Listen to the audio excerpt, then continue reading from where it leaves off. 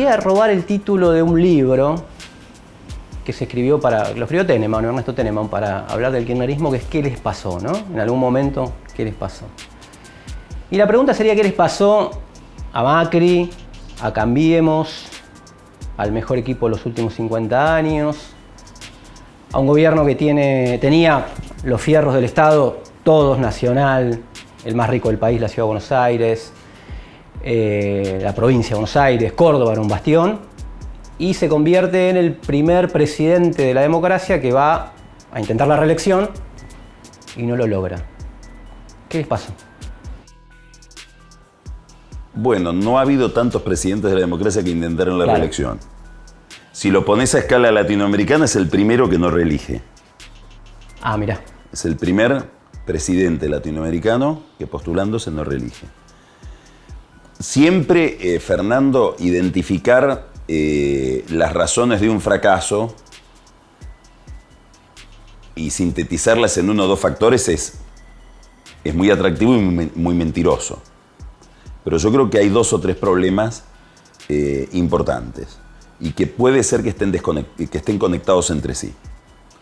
Yo creo que hubo un problema de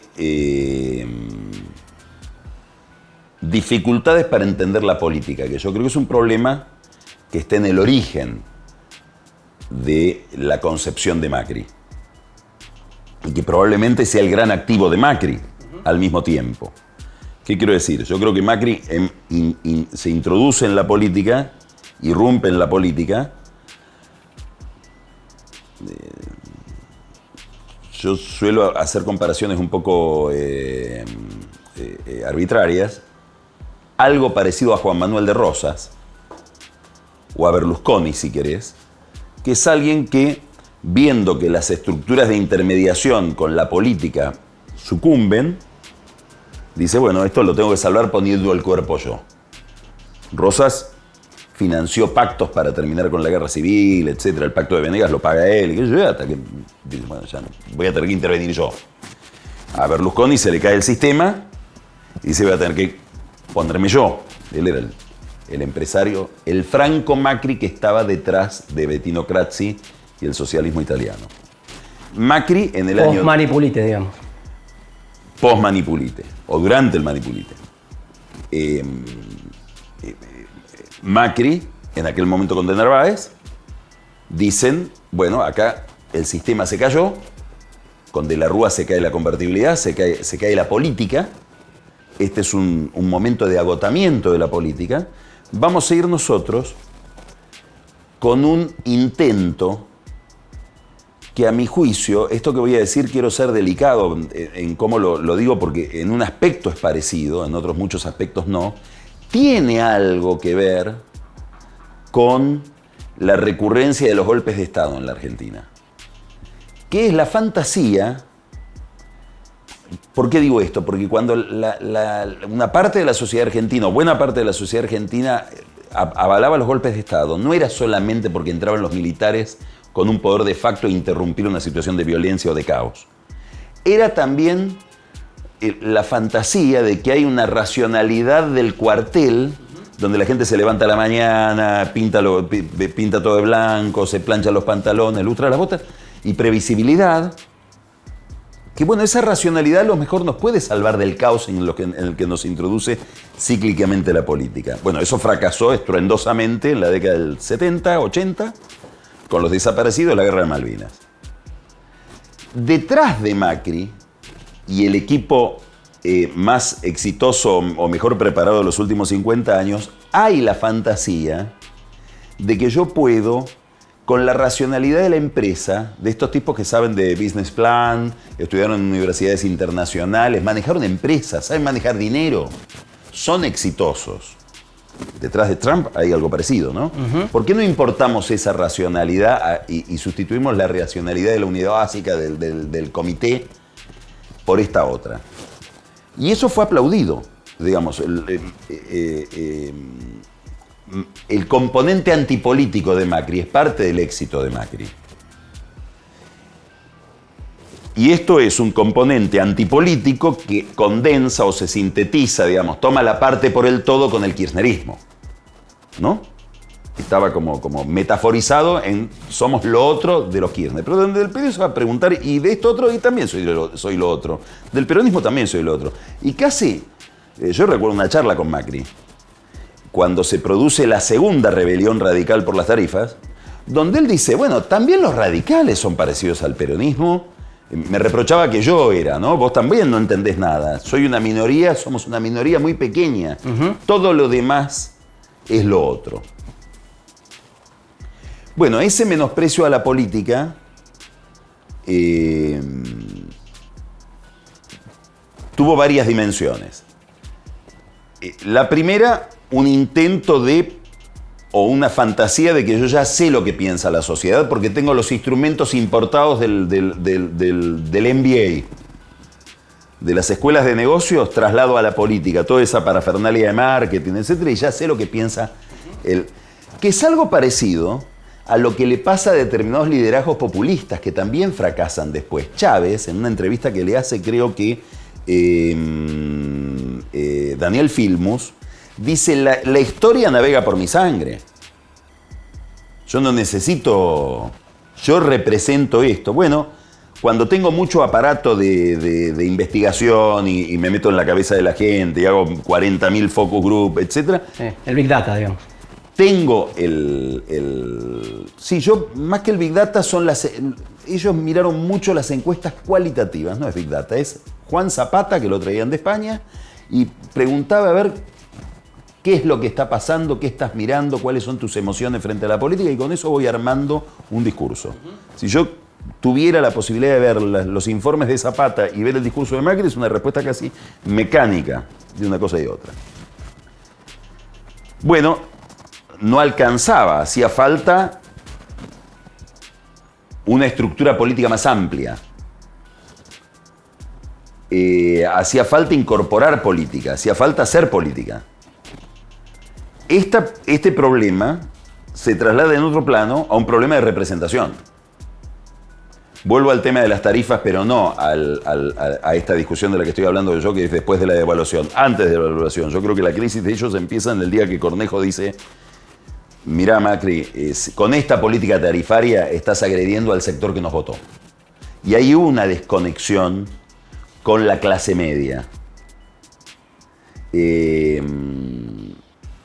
Al PRO, no digo a Cambiemos, al PRO se le reprochó muchas veces insensibilidad social. Y se quería que era la insensibilidad social con el pobre del barrio popular. No, esa la tuvieron, inclusive porque hay un componente católico que hace que conectes con eso. Pero le faltó sensibilidad para percibir al ferretero de acá a la vuelta, que tiene mucho menos glamour que el pobre de DJ Tati, y que es el que finalmente se enojó. El que les dice, no me escuchaste. Ahora, esto conecta con una estrategia de política económica. Digamos, en dos oportunidades, que es con la política de Sturzenegger en el Banco Central y con el acuerdo con el fondo, el gobierno apela a resolver el problema económico, que es el problema para ellos, el problema central de la inflación, a través de una recesión cuyo costo político no pueden dimensionar. La ven como un pasaje técnico neutral políticamente. Y bueno, la recesión se lo llevó puesto. Hoy el mandato de Alberto Fernández es salir de la recesión. ¿La recesión se le impuso o ellos dijeron vamos a solucionar este problema con un... No. La recesión es una decisión. Es una decisión que yo creo que se debe a que, como dice Roberto Frenkel, de todos los asesores que escuchaba, Macri se enamoró de Sturzenegger. Y esto es una discusión que lleva un año dentro del gobierno de Macri, entre Pratgay y Sturzenegger delante de Macri. Y Macri sistemáticamente decidió la política de Sturzenegger, que era llevar la tasa de interés, digamos, hacer una política monetaria muy contractiva, que produzca una caída dramática de los precios, que iba a producir un rebote de crecimiento que les iba a hacer vivir 20 años en el poder. Eso no ocurrió. No ocurrió dos veces. No ocurrió con Sturzenegger y no ocurrió después del acuerdo con el fondo. Esto explica el triunfo de Fernández.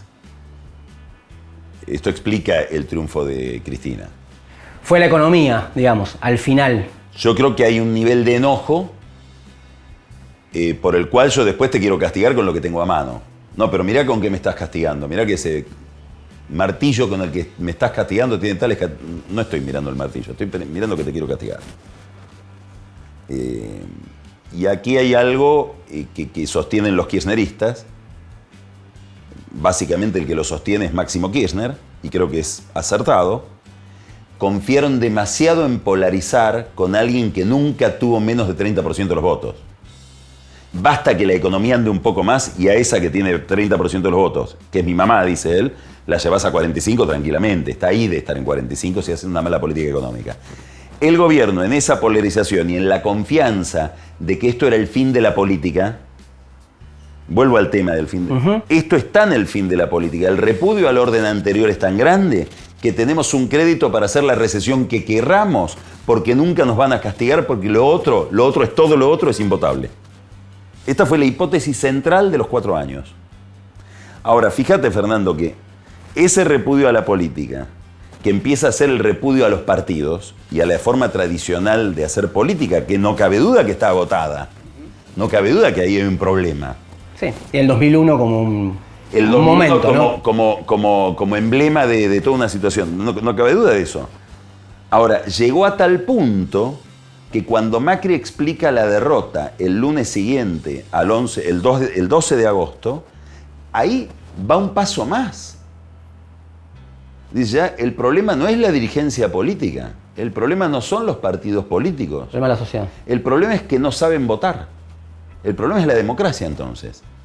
Digamos, los dejas votar y te votan en contra de los mercados y no, perdónalos porque no saben lo que hacen.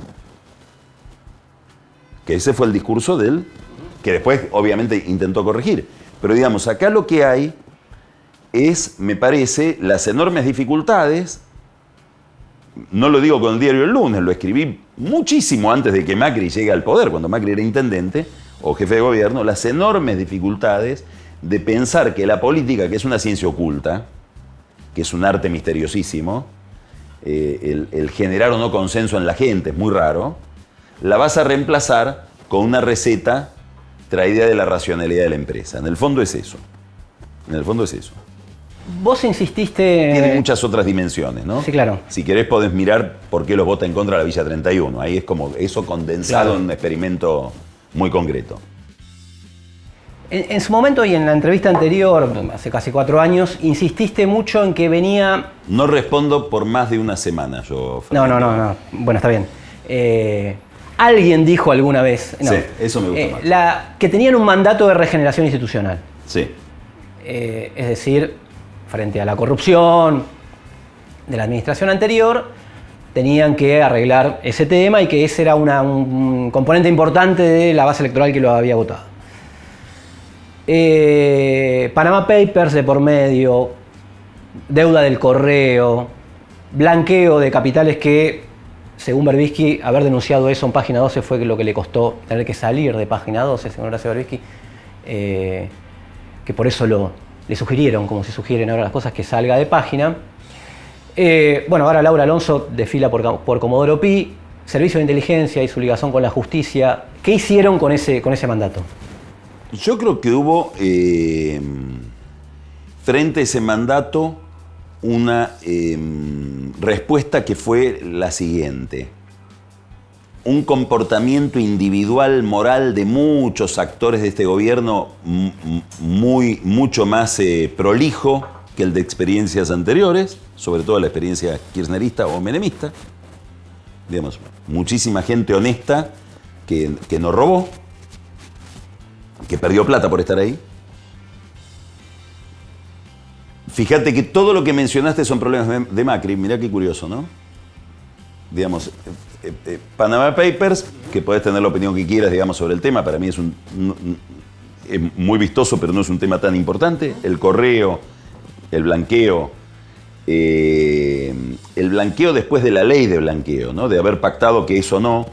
El tema de la renegociación de autopistas, la compra de parques eólicos, todo eso son problemas que el propio Macri dice, bueno, ahora voy a tener que explicar todo esto, él lo admite, lo ha admitido creo que delante hasta de Alberto Fernández, no dice soy culpable, dice, bueno, estas son las causas con las que a mí me quieren complicar, son de Macri.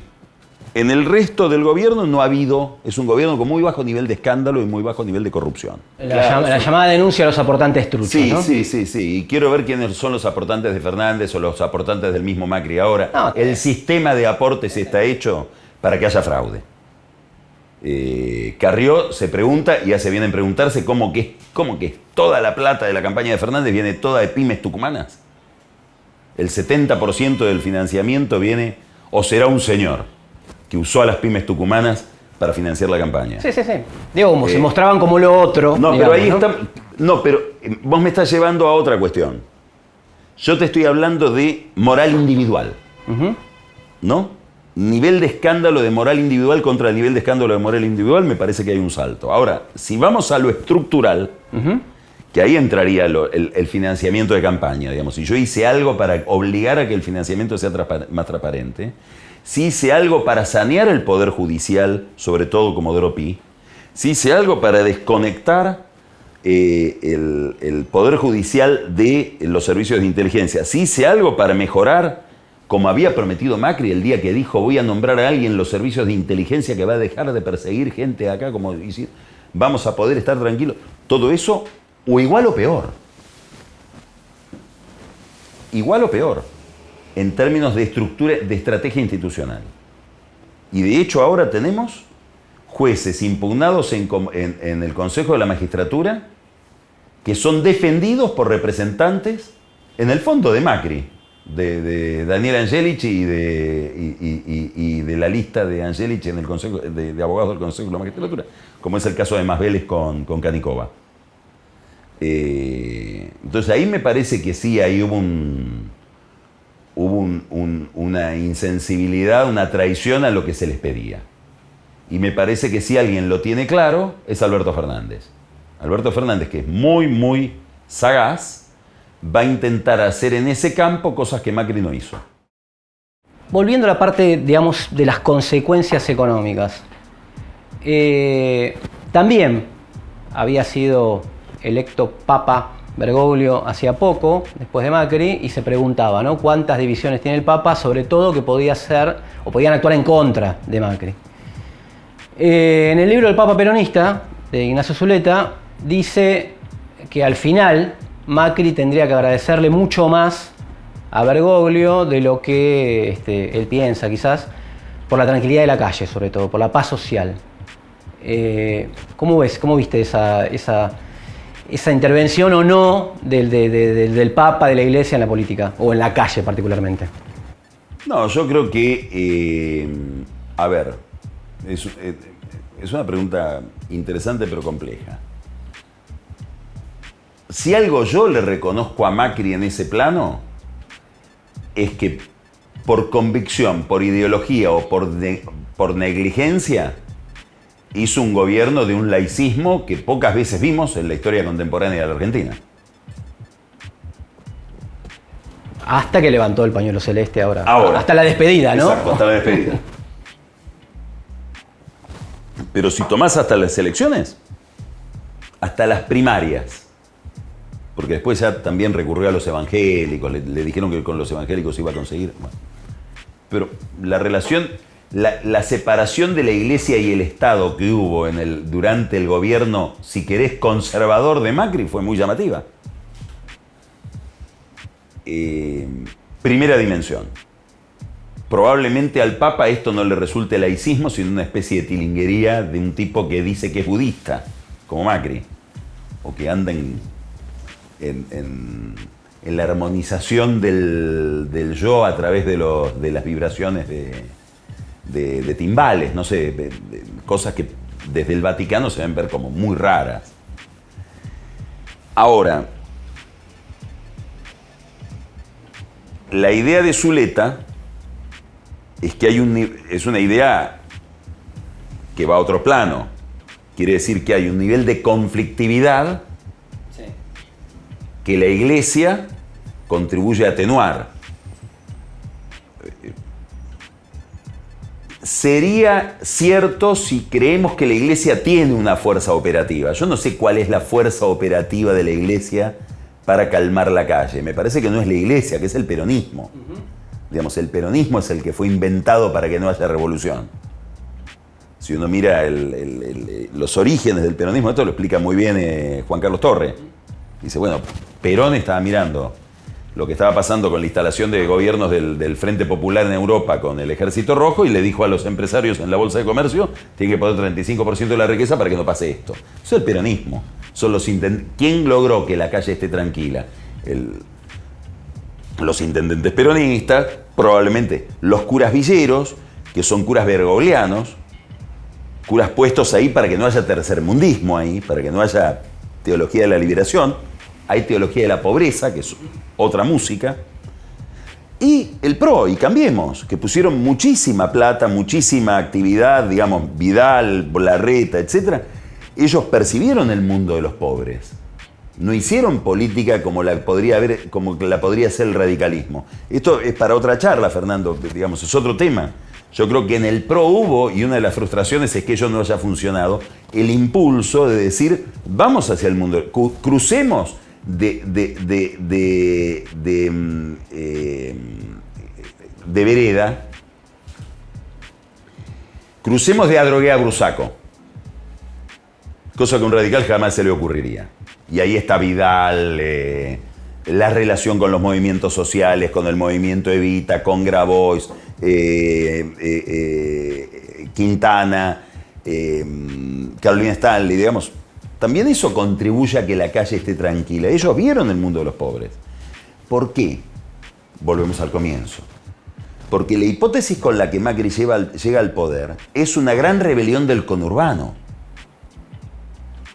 Y tuvieron la rebelión de Wall Street, no la del conurbano. Los atacaron por la espalda. Todo el dispositivo que montaron era para evitar una rebelión de los pobres. Y tuvieron una rebelión primero del mercado financiero y después de los sectores medios y medios bajos.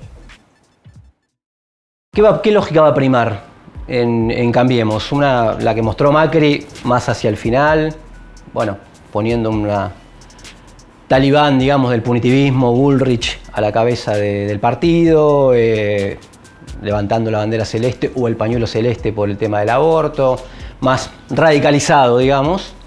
¿O va a haber un macrismo colaboracionista como tuvo Macri, un peronismo colaboracionista que acompañe a Alberto Fernández?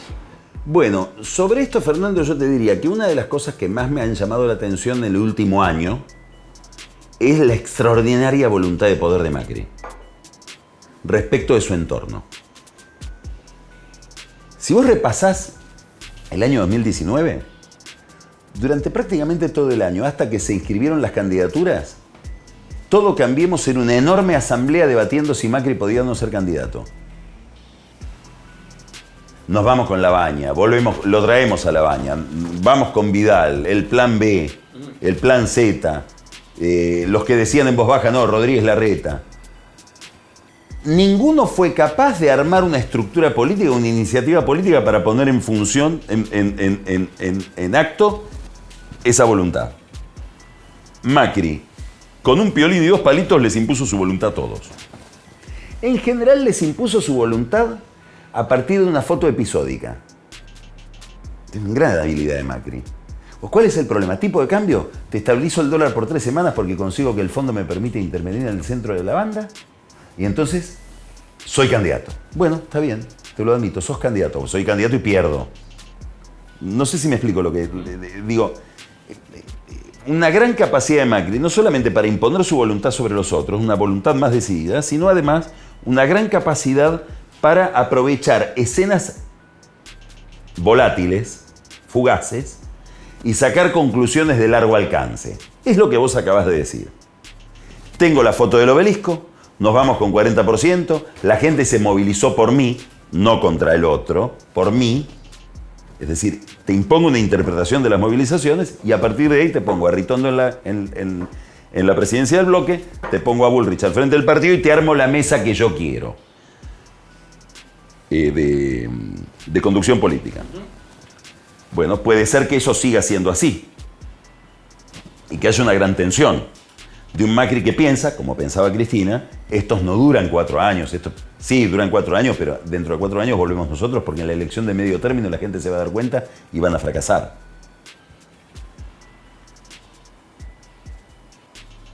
eso va a ser poco cooperativo, si eso es lo que predomina.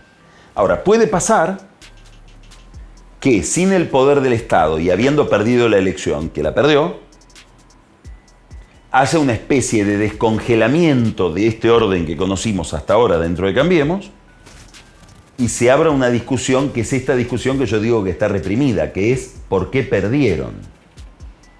¿Por qué perdimos? ¿Perdimos porque la gente votó mal? ¿Perdimos porque no nos dieron tiempo y en un mes más el modelo arrancaba? ¿Por qué perdimos? ¿O perdimos porque hubo un error de concepto en los últimos por lo menos 3 años? E hicimos una política económica fatalmente equivocada. Si eso es así, el liderazgo de Macri va a estar en cuestión. Ya yendo al peronismo que viene, también robando otro título. Pero antes ¿De quién era ese título? De Cafiero. Muy bien. El peronismo que viene. Que ahora está Del poniendo nono. el renovador, el primero, ¿no?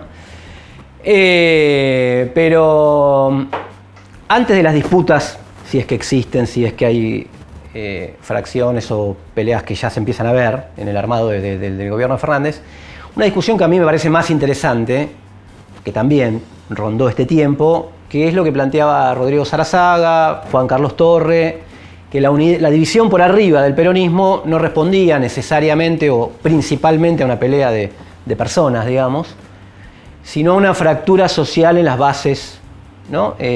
Históricas del peronismo. ¿Cambió? ¿Esta unidad política es expresión de una mayor unidad desde ese punto de vista? ¿Eso cambió o eso se va a terminar expresando a futuro? No sé si se entiende el contenido. No, yo creo que el problema que vos estás planteando es el principal problema de la relación Alberto-Cristina. Yo creo que desde el punto de vista personal volvieron a hacerse amigos y se tiene una extraordinaria confianza, no dudo de eso. Desde el punto de vista político me parece que todavía no hay, hasta ahora que yo vea, no hay ninguna disputa de liderazgo. Alberto está dispuesto a que la líder sea Cristina. Eso plantea problemas visuales, de interpretación, digamos, él va a tener que tolerar que se diga que es Mendebev, digamos, que es el jefe de gabinete de una presidenta que está en el Congreso. Uh-huh. Da la impresión que mucho no le importa eso. Y es más, lo que ha pasado en los últimos 10 días es una demostración de que él privilegia como centro de gravedad de su proyecto la relación con Cristina y con el kirchnerismo. Por eso unifica los bloques, por eso le permite que le baje candidatos a ministros, le ha vetado mucha gente, le ha sugerido gente. El problema real es el que vos estás planteando. El problema real es que él tiene un modelo en la cabeza, te diría más liberal, que es el discurso de la UIA. El de estos días. Yo quiero ir a un modelo productivo, más competitivo, de creación de riqueza. Bueno, para eso tengo que encarar algunos problemas muy difíciles, si ese es mi modelo, que son problemas que intentó encarar Macri y en los que tuvo dificultades, que es, tengo que bajar costos, tengo que repensar la dimensión del Estado, tengo que hacer un Estado mucho más eficiente, probablemente tenga que reducir impuestos. A la larga es esto. A ver, ellos te lo dicen sin vergüenza cuando hablan de vaca muerta. Ahora, yo lo que pregunto es ¿por qué para vaca muerta todo eso vale y no vale para el conjunto de la economía? Quiere decir que vale para el conjunto de la economía. Tengo que meter vaca muerta como modelo, ¿en qué sentido? Menos presión fiscal, menos costos laborales, más flexibilidad, más garantías al capital, regulaciones de largo plazo que no se tocan, un régimen especial. Ahora, si yo creo que eso vale para vaca muerta, no te animás a decírmelo, pero me estás diciendo que eso para vos vale para toda la economía, porque no sé si me explico, si el modelo, ¿por qué para vaca muerta sí y para el campo no? ¿Por qué para vaca muerta sí y para la industria del software no? Es más, cuando quieran hacer eso le van a aparecer estas preguntas de otros sectores. Quiero lo mismo. Si es bueno para ellos, ¿por qué no querés que lo mío sea bueno? Que lo mío fracase. No sé si me explico. Bueno, eso implica a la larga No digo menos Estado, otro Estado. Pero eso generalizado, ¿no es Macri?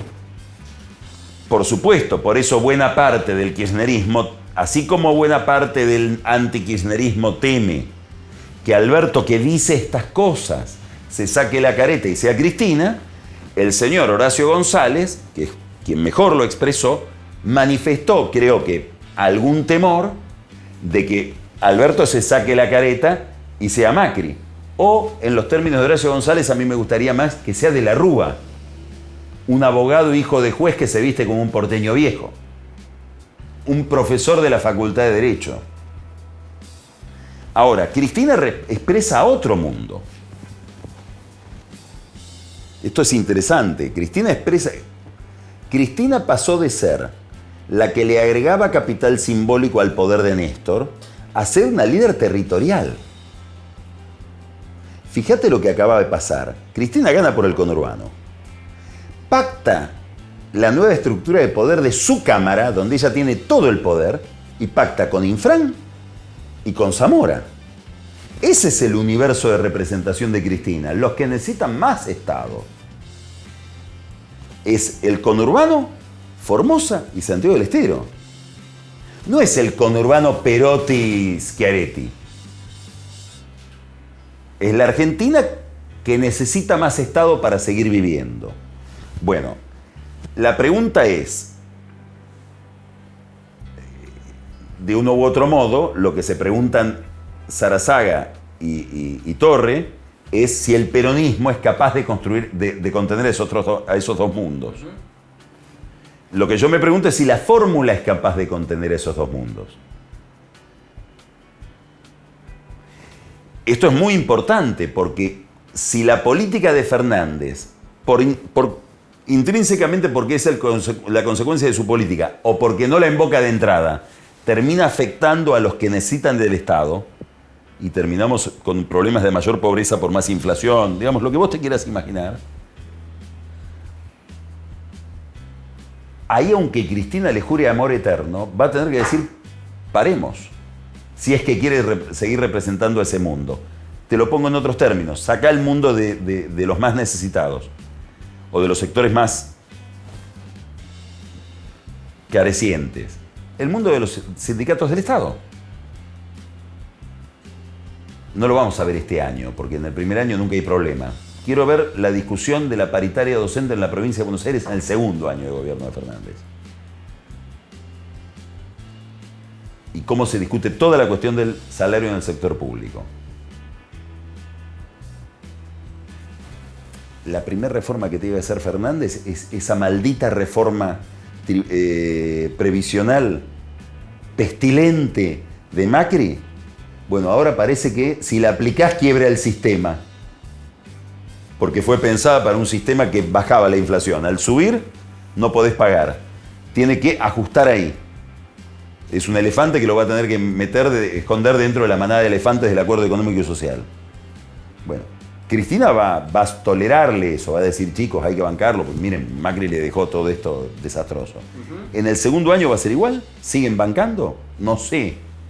Para mí la gran pregunta es si hoy la política argentina, ya no la fórmula o el peronismo, la política argentina puede contener estas dos realidades. Pero antes del segundo año... Con otro año... problema que todavía no tocamos, que es el nivel de movilización del otro sector. Peña dice, a nosotros nos votó el 95% del PBI. Bueno, esos que iban a la plaza de la República, al obelisco, a decir se puede, o en Córdoba o en Salta, esos son los contribuyentes. Quiero ver qué pasa con el sector agropecuario, con esa clase media, si para cumplir con Cristina, Fernández se manda un impuestazo, una suba. Ellos ya están preocupados por esto. Yo te aseguro que en el entorno de Fernández están muy inquietos por esto.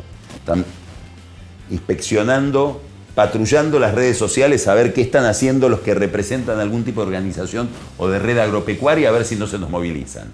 Y tenemos el conflicto con el campo el primer día. Estamos hablando de esa tensión, Fernando, digamos, y yo no tengo resuelto el problema, pero esa tensión está en el centro de la fórmula. Pero pensando en el segundo año, ¿no? Lo que pasa en el segundo año, pero en el primero está una cosa central, más o menos inmediata, que es la negociación con el fondo. Sin eso, creo... ¿Por qué pensás eso? Y porque si no, está muy ajustado para pagar. No sé lo que va a hacer, pero yo te digo, Fernández acaba de decir que él no quiere pagar la deuda sobre el hambre de los argentinos y acaba de decir que él no quiere la plata del fondo. No sé qué va a hacer. Justamente una de las grandes deficiencias que ha tenido esta transición es que él no ha sabido, tal vez no ha querido, expresar una estrategia, definir una estrategia clara respecto de cuál es su enfoque. Por lo tanto, todos tenemos derecho a suponer o a conjeturar. Si yo veo que él dice no voy a pagar la deuda sobre el hambre de los argentinos y dice no quiero recibir la plata del fondo, una alternativa que tiene es defoltear la deuda, sacar la palabra default que es muy... buscar una forma de postergar mucho el pago de la deuda privada y al fondo decirle, ya, si no pago la deuda, ni capital, ni intereses, etcétera, tu plata no la necesito, te veo dentro de 2 años. De acá a 2 años me dedico a crecer. Total, los primeros vencimientos importantes los tengo dentro de 2 años. Uh-huh. Es decir, puede ser que no haya una negociación con el fondo de entrada y que él quiera tener las manos libres para hacer heterodoxia y no estar dependiendo de la discusión con técnicos de Washington que le van a pedir determinado modelo y determinadas metas fiscales, etc. Y vos haces una pregunta muy interesante, que es la pregunta que yo en el fondo me estoy haciendo también desde hace un tiempo.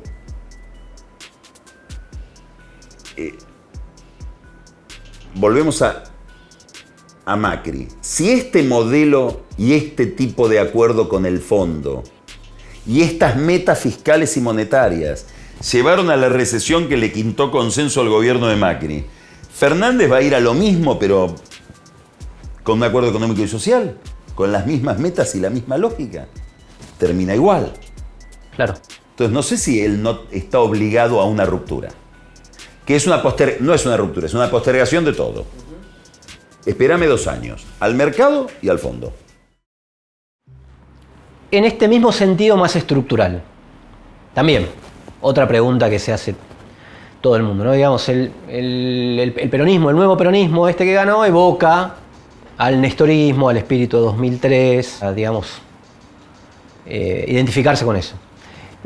Ahora, deuda, en uno de tus editoriales, o por lo menos lo habían titulado así, un Néstor sin soja, digamos, es decir, no hay superciclo de las materias primas. Me llamó la atención una foto con Duhalde justo estos días, se me ponía en la cabeza que Duhalde le decía, te falta hacer una parte que es la que yo hice, digamos, ¿no?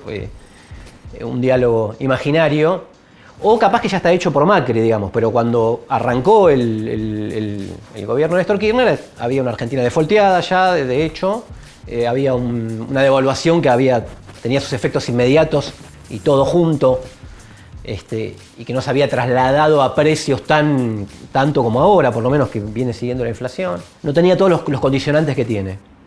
Bueno, algunos se preguntan, es la primera vez de un peronismo sin recursos, ¿no? ¿Cómo ves qué equilibrio va a ser en eso? Vuelvo a lo anterior. El de Menem era un peronismo sin recursos. ¿Cuáles fueron los recursos? La colla de la abuela. Néstor tuvo la soja. Macri tuvo la deuda. Alberto, ¿qué tiene? La deuda de Macri. No devolver lo que Macri pidió. Por eso miro mucho el tema deuda. ¿Me entendés? Por eso creo que puede haber un incentivo fuerte a romper provisoriamente para después arreglar. Ahora, vos estás diciendo algo que me parece que es muy importante, que es que, a ver, yo creo que Alberto tiene 2 interpretaciones del 2003, del regreso, del déjà vu del que él habla con el 2003, que a mí me parecen discutibles. Dice, bueno, con Néstor construimos el superávit fiscal, el superávit de comercio, el dólar competitivo. No, todo eso te lo dejó Duhalde. En todo caso, vos consumiste eso, sobre todo el superávit fiscal, metiendo básicamente el año clave para la fiscalidad argentina es 2006, cuando Massa, con Alberto como jefe de gabinete, introduce una cantidad enorme de gente en el sistema previsional sin fijar si se les podía pagar o no, y sin aportes. Ahí empieza a haber el problema fiscal que finalmente hereda Macri. Yo soy muy severo con Macri en cuanto al tema de la política monetaria, etcétera, pero también hay que destacar que recibió una economía extraordinariamente endiablada. No es que él... Inclusive mi planteo es injusto porque pareciera que parte de un papel en blanco. No. Recibió una economía con problemas estructurales muy graves. Bueno, esa economía es el producto de cómo el kirchnerismo a lo largo de 12 años se consume la escena que le deja Duhalde. Y se consume lo que vos decís, que es la gran bonanza que vive la región hasta mediados del 2013 por un patrón de crecimiento, un patrón productivo chino que después cambió. Eso Alberto no lo tiene. Y sí tiene mucha inflación. Y tiene una gran crisis de confianza, que también la tuvo Macri, pero que en el caso de él está agigantada. Y tiene un contexto internacional distinto. Este mundo no es el mundo aquel. Y sobre todo hay un contexto regional distinto. Kirchner gobierna con Lula en Brasil y con Bachelet en Chile. Bueno, no es lo mismo. No es esto. Y Bush y los partidos gobernando Estados Unidos. No es Trump. Entonces, todo esto ha cambiado. Y bueno, esto conduce a pensar que esto es neonada. Todos tenemos, como los seres humanos no conocemos el futuro, tratamos de agarrarnos de alguna experiencia anterior para saber cómo va a ser. Y entonces lo vemos como neomenemismo, neodualdismo, neokirchnerismo. Es neonada. O es neo todo. Todo esto lo decimos sin incorporar una gran novedad que es Brasil. Yo creo que de las cosas más importantes que están pasando en la Argentina es lo que pasa en Brasil. ¿En términos de? En términos de dos cosas. Primero, dos cosas importantes. Nunca hubo en Brasil un presidente y una familia presidencial tan subordinada o tan ligada al presidente y la familia presidencial de los... Fíjate que no hablo de partidos ni de países ni de gobiernos. Hablo de contactos personales. Al presidente y la familia presidencial de Estados Unidos. Es el vínculo de Bolsonaro con Trump.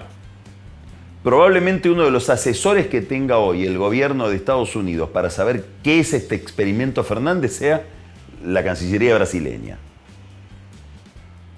Con lo que eso significa, Ernesto Araújo, el canciller de Brasil, tiene dicho públicamente, está en la red si lo buscas, Fernández es una muñeca rusa que cuando lo abrís tiene adentro a Chávez, a Lula y a Cristina. Bueno, esta es la versión que presentan frente a sus amigos el gobierno de Donald Trump, el gobierno de Bolsonaro. Y un conflicto personal, político, entre Alberto y Bolsonaro, que él ahora quiere corregir. Bolsonaro dijo igual que iba a ser pragmático también, ¿no? Y el equipo de Fernández festejó, dio la vuelta olímpica después de esa declaración. Pero también fíjate que Fernández deja de hablar de Lula. Hizo el otro día el discurso de la UIA, habló del progresismo, etc. No habla de Lula.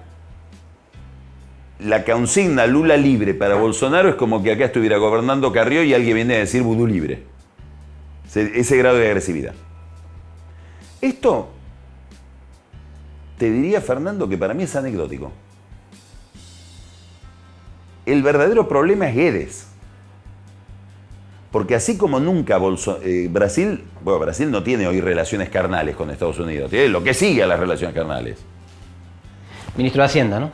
Ahora, en materia económica, la posición de Guedes, para cualquiera que siga la vida pública brasileña, la posición de Guedes, la ideología de Guedes, la doctrina Guedes, no existía en Brasil. Digamos, en Brasil el pensamiento más liberal, más desregulador, más aperturista, más ortodoxo, que te diría es el pensamiento del círculo de Fernando Henrique Cardoso, de Pedro Malán, de Percio Arida, de Edmar Bacha, de Gustavo Franco. Ese club de economistas son acá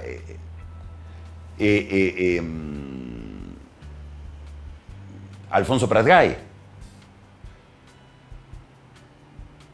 Esto que es Guedes, que sería Roque Fernández, que sería Sí, el SEMA. Carlos Rodríguez, bueno, en Brasil era desconocido. Los Arminio Fraga tenían desprecio por esta ortodoxia de Guedes, y él los desprecia a ellos. Es una especie de marginal Guedes del pensamiento económico. Bueno, esto hoy está gobernando y está metiéndole aceleración a un proceso que viene desde Fernando Henrique Cardoso, que es un proceso de modernización y apertura de la economía brasileña que solo tuvo un periodo de interrupción con Dilma. Incluye a Lula.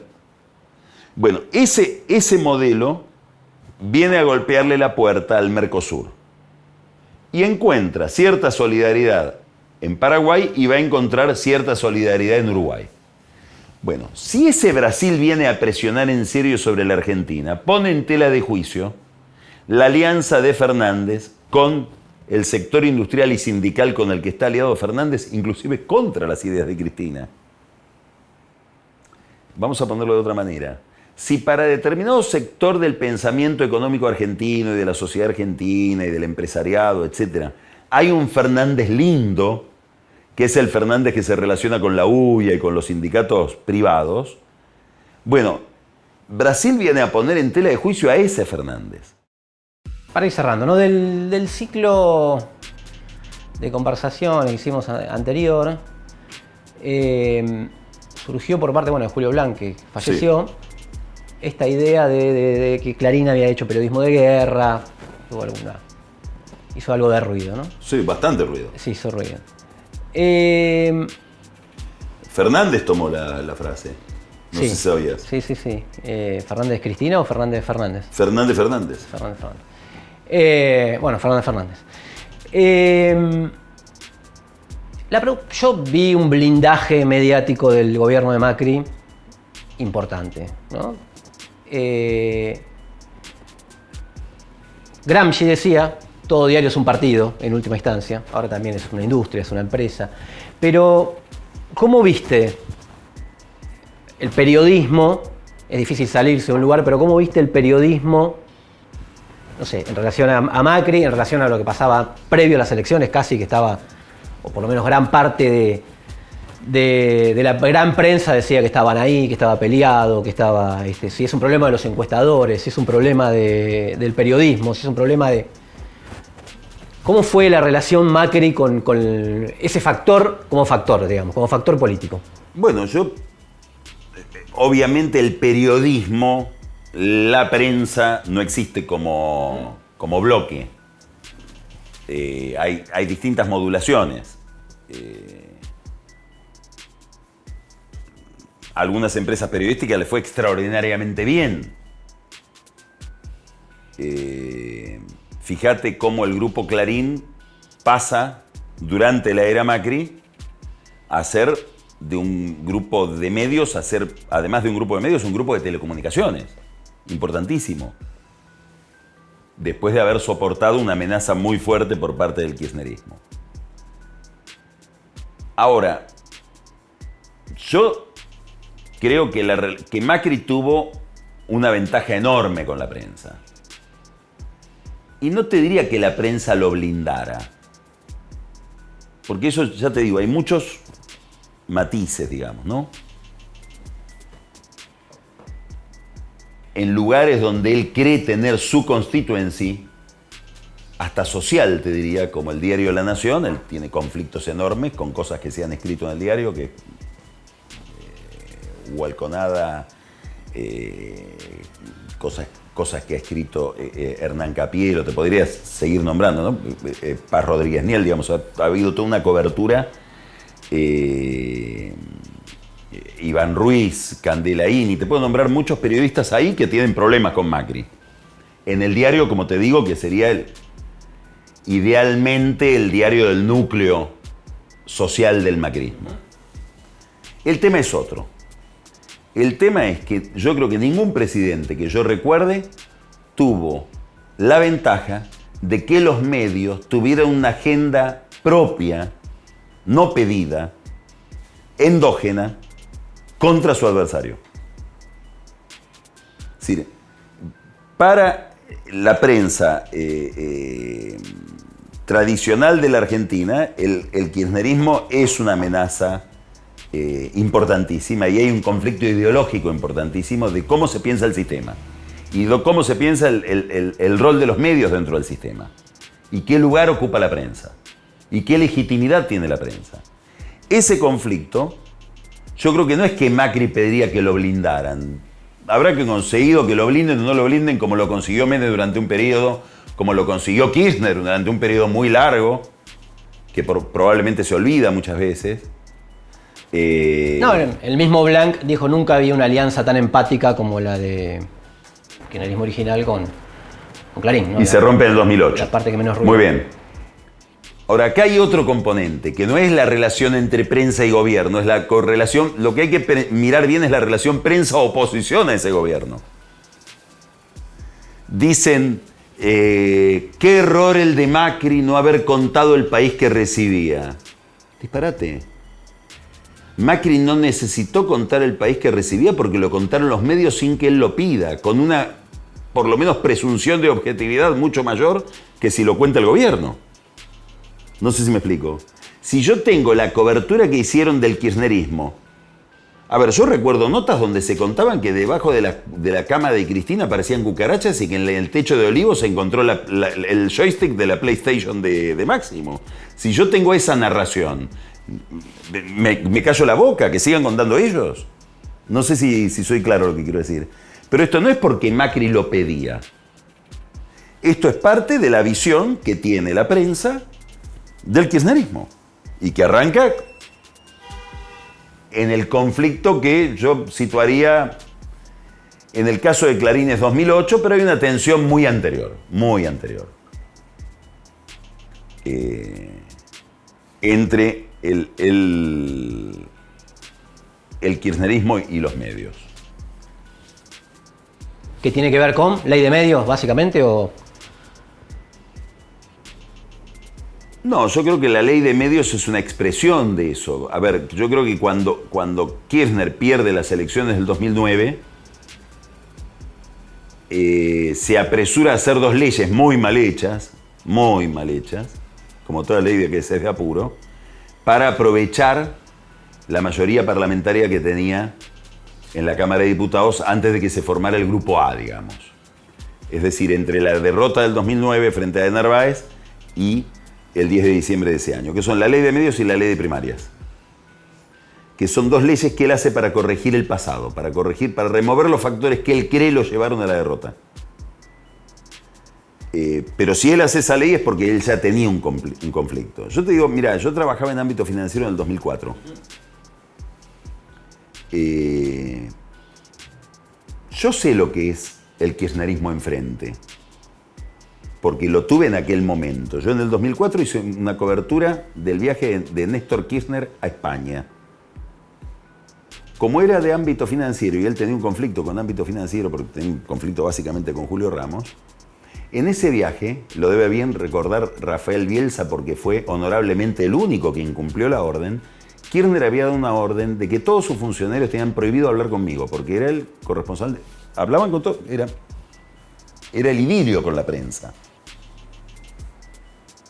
Yo me acuerdo que cubrí todo ese viaje hablando con fuentes españolas. En ese viaje hay una reunión, estoy hablando febrero del 2004, en la residencia del embajador, que todavía era Abel Pose, donde concurren Jesús de Polanco, que era el dueño, el principal accionista del Grupo Prisa, Juan Luis Cebrián, que era el director del diario El País, y ahí está Néstor Kirchner, y creo recordar que estaba Carlos Bettini, que tenía un vínculo muy cercano con Cebrián, que todavía no era el embajador en España, era un amigo de los Kirchner. En esa reunión, Kirchner le pide a Cebrián, le pide a Polanco que establezca un diario en la Argentina y que se incorpore en la Argentina. pensando en Clarín.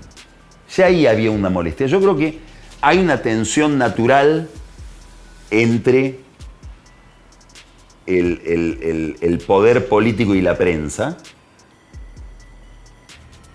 Y creo que en Kirchner hubo una experiencia paradójica, si querés. Yo te voy a simplificar mucho esto, ¿no? Es una simplificación, pero que ayuda a mirar un poco la escena. Yo creo que Kirchner pensaba la vida monopólicamente. Entonces, Kirchner yo creo que se imaginó al comienzo que cerrando con Clarín alineo todo lo que viene detrás. Si hago un acuerdo con Mañeto, el resto de la prensa no me importa, porque estoy arreglando con el medio más importante o el medio mayoritario. Si hago un acuerdo con Moyano, todo lo que viene atrás no me importa. E hizo un acuerdo con Moyano, del que se quejaban todos los sindicalistas. Y si hago un acuerdo con Duhalde, o me llevo bien con Duhalde, o me llevo bien con el conurbano, todo lo que viene atrás no me importa. Ahí es el gran heredero de Duhalde. Kirchner tiene una idea demográfica de la política. Yo me siento sobre el conurbano y todo lo demás se alinea por la prepotencia demográfica de esa región. Bueno, las tres cosas me molestan después, precisamente porque son tan grandes. Entonces yo creo que él imaginó una alianza con Clarín que después por la misma lógica de las cosas empezó a fracasar, porque entre otras cosas le pedía incondicionalidad. Me tenés que cubrir bien durante 15 años, contarme las tapas antes de que salgan. Bueno, eso es imposible. La lógica del periodismo hace que eso sea imposible. Entonces, ahí es donde fracasa. Pero al principio creo que hubo en los tres casos, y las tres relaciones fracasan, y son los tres grandes conflictos de Néstor. Las tres primeras alianzas. Fracasan precisamente porque él quería ser el dueño de todo. Cristina dice, vamos por todo. Creo que hay un problema en la lógica profunda de este vínculo, ¿no? Y hacia futuro con Alberto Fernández, supuestamente había una reconciliación. Alguien me dijo que cuando fue al evento de Clarín y dijo Héctor no me deja mentir, se pasó del Clarín miente a Héctor no me deja mentir. Pero sin embargo se ve. Ese sos vos, no es que alguien te lo dijo. No, alguien me lo dijo. Se ve igual que sigue habiendo como esa relación a futuro, digamos.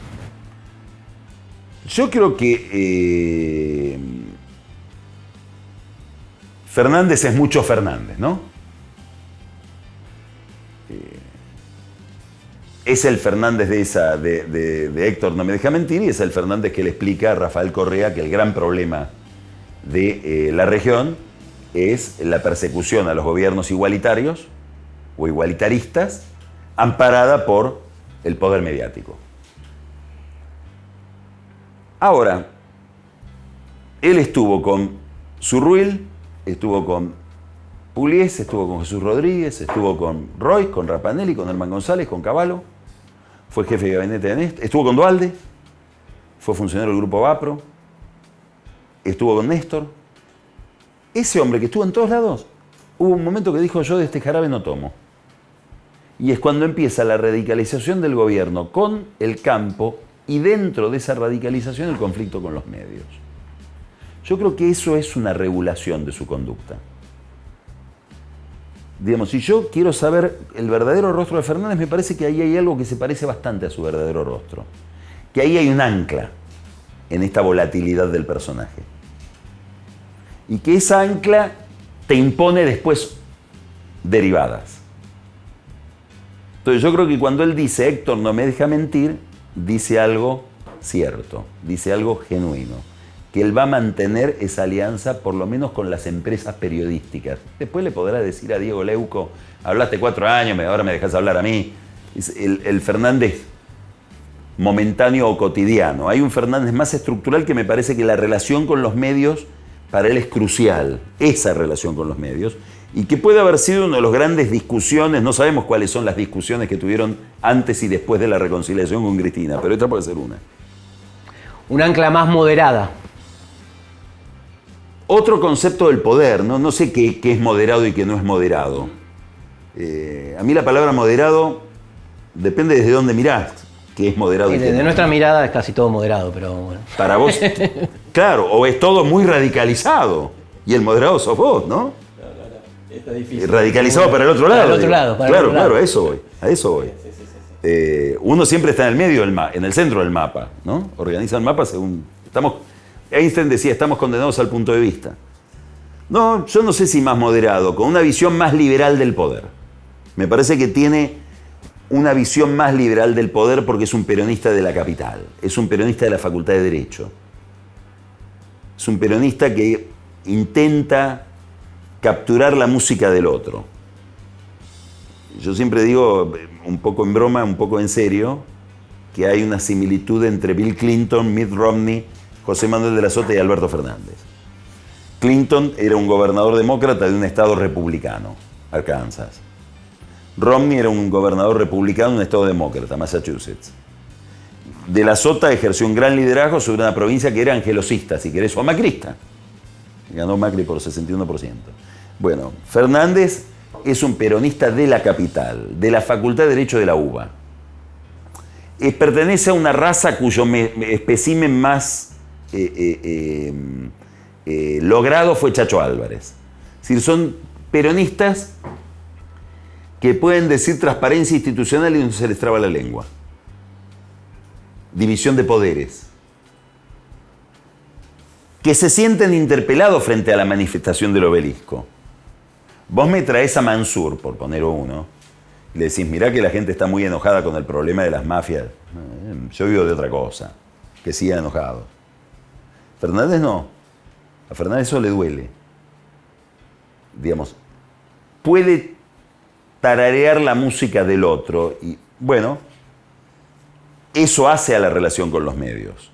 Eso es una ideología. Esto que estoy diciendo, que parece ser solo una sensibilidad, es una forma de entender el poder. Y creo que ahí él tiene un límite, distinto de Cristina.